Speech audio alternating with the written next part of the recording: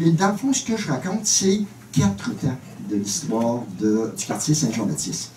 Le premier temps, c'est les années 60, années 70, c'est ce qu'on appelait la rénovation urbaine. Rénovation urbaine qui est amenée au nom de la lutte au taudis. Il y a eu tout un gros rapport qui a été produit sur l'ampleur de la taudification à Montréal, donc au nom de la lutte au taudis et au nom du progrès, mais c'était surtout le fait qu'on voulait adapter la ville aux besoins et aux réalités du capitalisme moderne. C'était essentiellement ça, la rénovation urbaine, sauf que ça a fait des victimes.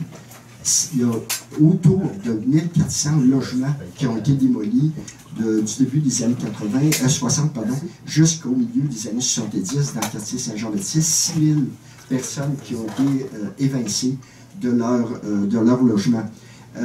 Et ça, tout ça pourquoi? Donc, l'aménagement de la colline parlementaire, évidemment le complexe G, le complexe H, l'ancien, ce qu'on appelait autrefois le bunker, qui est moins connu, mais qui s'est réalisé aussi dans le quartier. Les gros hôtels, le Québec Hilton, la Place Québec, l'auberge du gouverneur à l'époque, je pense que c'est plus ça maintenant, le Place de la Haute-Ville, le Grand Théâtre, l'Hôtel Concorde, et surtout, ne l'oublions pas, parce que ça a amoché un coin du quartier qui était à Faubourg Saint-Louis, mais il y a toute une autre partie qui est plus bas, qui a été amochée cette fois-ci pour l'autoroute du Frein-Montmorency. Donc ça, c'est la première partie où vraiment le bulldozer est passé sur les rues, sur les maisons, mais aussi sur les gens qui y habitaient. Le deuxième temps, c'est 76. En 76, les gens ont dit « ça suffit ». Il y a eu trop de dommages qui ont été causés à ce quartier-là. On s'organise. Et là, il y a quelque chose qui est né en réaction à un projet particulier qui était d'élargir la rue Saint-Gabriel pour en faire un boulevard. Parce qu'évidemment, quand tu fais cette grosse colline parlementaire-là, quand tu fais ces gros hôtels-là, des choses comme Place Québec, ben, ça attire la circulation. Et là, il y avait un problème de bouchon de circulation et on voulait vraiment permettre une circulation plus fluide. Et la bonne idée pour faire ça, c'est de dire, bon, on va élargir la rue Saint-Gabriel, puis tant pis s'il y a des gens qui habitent là, tant pis s'il y a une 60aine de logements qui sont là, on passe le boule encore une fois. Sauf que cette fois-ci, les gens ont dit non. On s'organise, et c'est là qu'est né ce qui s'est appelé au début Mouvement Saint-Gabriel, qui s'est appelé après ça Comité de citoyens Saint-Gabriel et qui s'appelle depuis 1982 Comité populaire Saint-Jean-Baptiste. Au départ, c'était quoi le Mouvement Saint-Gabriel? C'était des citoyens et des citoyennes directement touchés qui ont travaillé en collaboration avec des stagiaires en travail social et des étudiants, je dis étudiants masculins parce que c'est à ça, je pense, en architecture, et qui ont organisé la lutte, qui a duré finalement, la lutte a duré plus de 2 ans.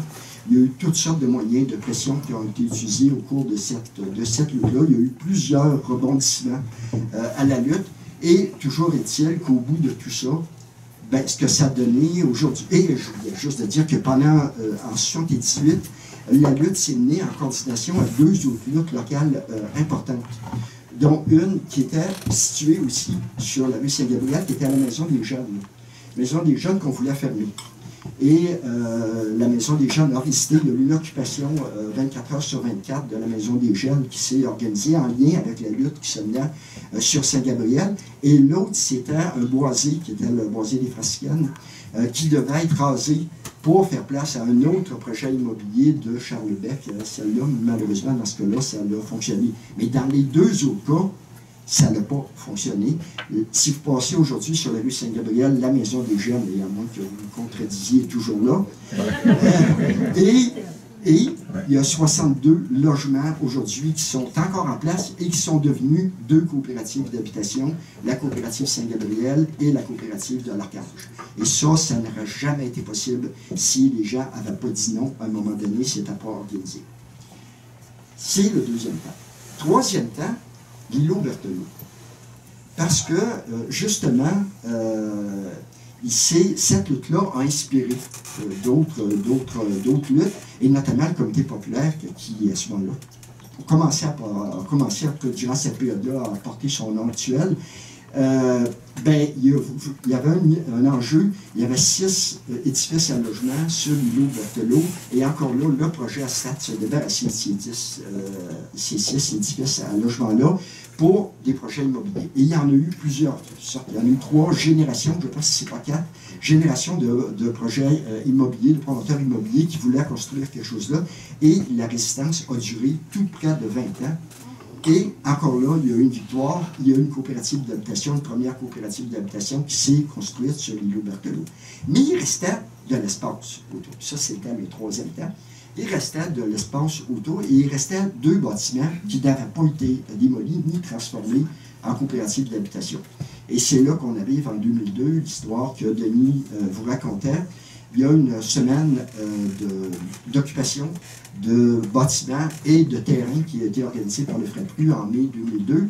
Et l'action qui clôturait la semaine, c'était celle dans le quartier Saint-Jean-Baptiste. Et dans ce cas-là, la semaine a duré 4 mois. C'est une semaine. À Québec, il n'y a pas la même notion de temps. Mais la semaine a duré 4 mois.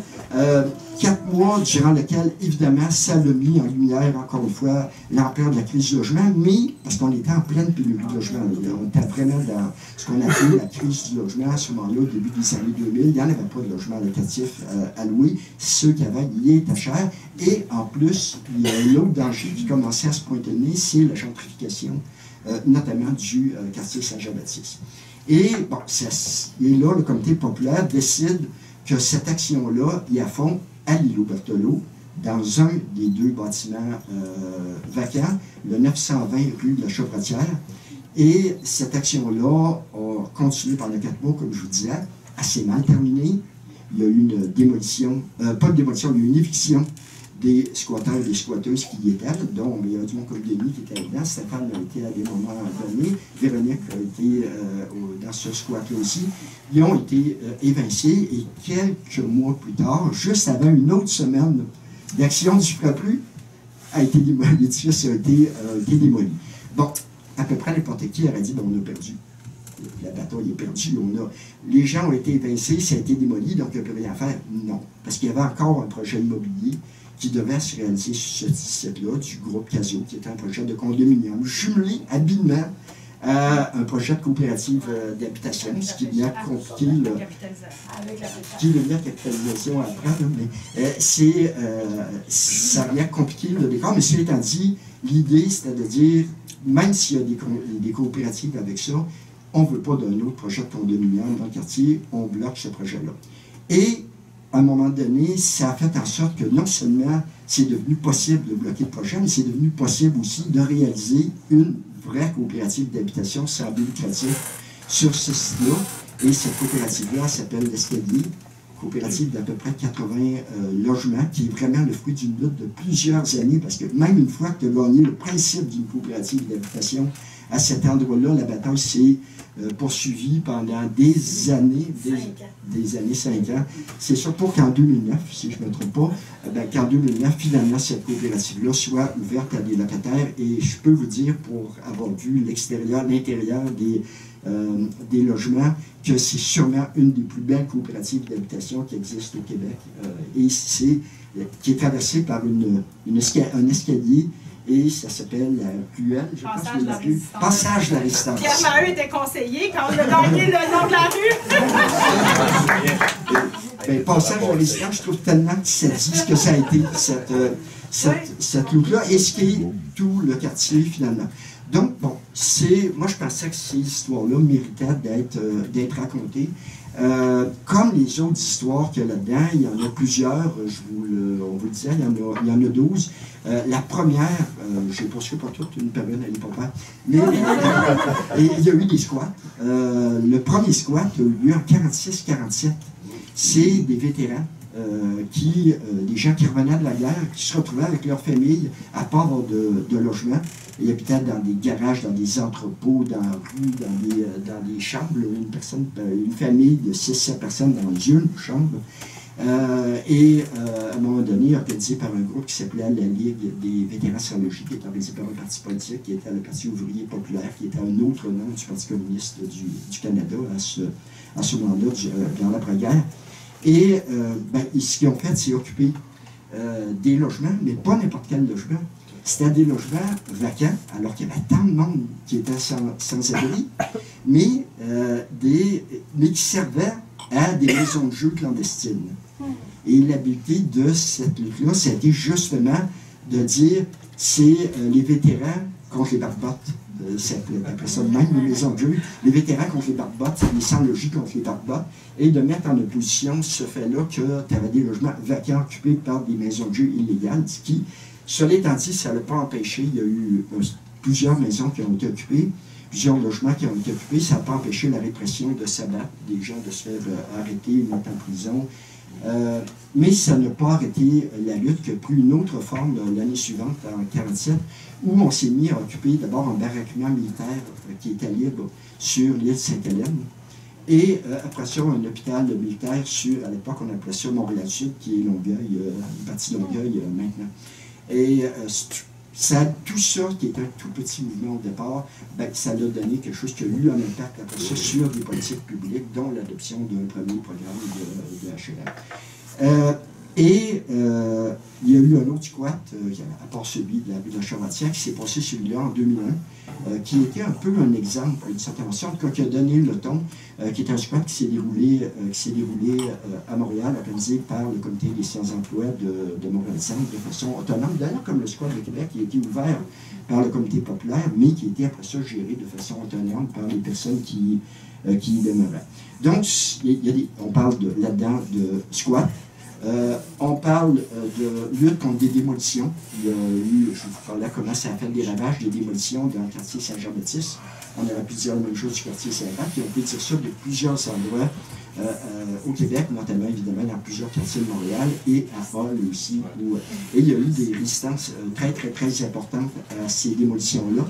Certaines se sont soldées par des retraites. Je pense à celle d'Overdale, la rue Overdale, à la fin des années 80, dans laquelle j'ai été mêlé un petit peu plus, mais qui a été malheureusement qui s'est terminée par la démolition des logements pour faire place à un stationnement. Ça a été un stationnement pendant 25 ans, maintenant c'est devenu un énorme projet immobilier.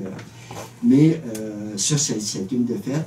À Val-David, une place qui s'appelait un petit hameau qui s'appelait Guindonville, qui était 6 maisonnettes à bas loyer. C'est une lutte qui a eu ceci de particulier, que les locataires se battaient du même côté que le propriétaire contre la ville qui voulait tout exproprier. Mais la lutte a pris toutes sortes de formes, notamment de résistance non violente, qui a été très importante de résistance civile. Ça, c'est donc une lutte contre les démolitions. Lutte pour du logement social. Il y a 2 cas qui sont racontés là-dedans. J'aurais pu faire 50 chapitres juste là-dessus. Sentez-vous pas offusqué pour les gens dans le quartier où la ville n'a pas été touchée. Mais je trouvais que c'était assez important quand même les luttes qui se sont déroulées là, notamment les usines Angus. Un énorme terrain qui était autrefois occupé par des usines de locomotives qui se libèrent. Et là, on lutte à la fois d'abord contre des projets d'en faire un centre d'achat, le plus gros centre d'achat au Québec. Et après ça, une fois surtombé, lutter pour être sûr que les logements qui allaient être réalisés sur ce site-là soient des logements qui soient pour le monde des quartiers environnants. Et ce que ça a donné, cette lutte-là, dans ce quartier-là où on habite depuis plusieurs années, ben, c'est du logement social. 40% du site a été développé en logement social, ce qui au départ était totalement inattendu. Et l'autre cas, je raconte une lutte particulière dans le livre, mais l'histoire est beaucoup plus longue que ça, puis c'est à Châteauguay. On penserait-tu à un moment donné, en tout cas, on aurait dit un jour que j'aurais dit, si vous voulez un exemple de ce qui peut se faire en domaine du logement social, allez voir à Châteauguay. À Châteauguay, à la fin des années 70, il n'existait pas un seul logement social, pas un.